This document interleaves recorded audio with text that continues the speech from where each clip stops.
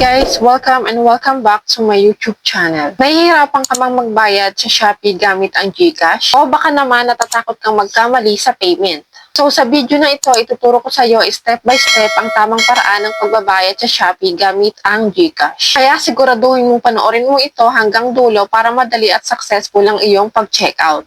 So ayan guys, let's begin. So first is pumunta kayo sa inyong mga Shopee account. Then next naman is pindutin nyo itong cart icon dito sa may taas. Then dito naman sa may bandang shopping cart is isi-check nyo yan kung ilan ba ang gusto nyo i-check out or yung orderin. So dito nga pala guys is pwede kayo mag-check out kahit ilang item pa yan. After nyo naman malagyan ng check is itap nyo na itong check out. So dito naman next step is pupunta na tayo sa payment methods. So ang hanapin nyo dito sa payment method is yung payment center o yung e-wallet.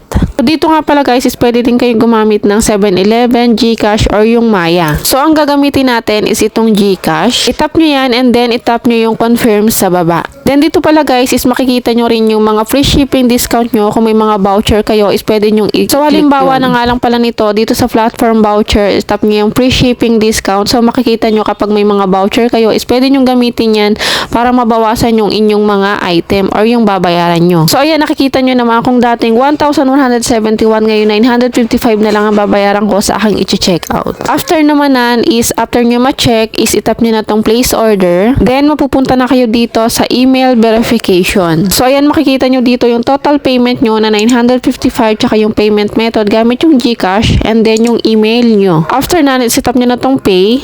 Then itap nyo naman yung open GCash. So dito pala guys is need yung i-open yung inyong mga GCash account gamit yung inyong mga MPIN password. So para makapagbayad tayo. Then after is automatic na magko-confirm payment na to yung 955 na babayaran natin. So dito pala guys is may Shopping Protect na 34 pesos pero depende pa rin yan sa inyo kung lalagay nyo. After is pwede nyo na itong pindutin itong pay sa baba. So ito nga guys, ito yung sinasabi kong Shopping Protect. Pwede nyo siyang lagyan, pwede ding hindi. Yung akin guys is hindi ko nilagyan kaya bumalik siya sa 955 yung babayaran ko. So ayan guys, antayin lang natin matapos yung sa proceed. Then kapag okay na is pwede na nating i-check sa purchase o yung sa ship order.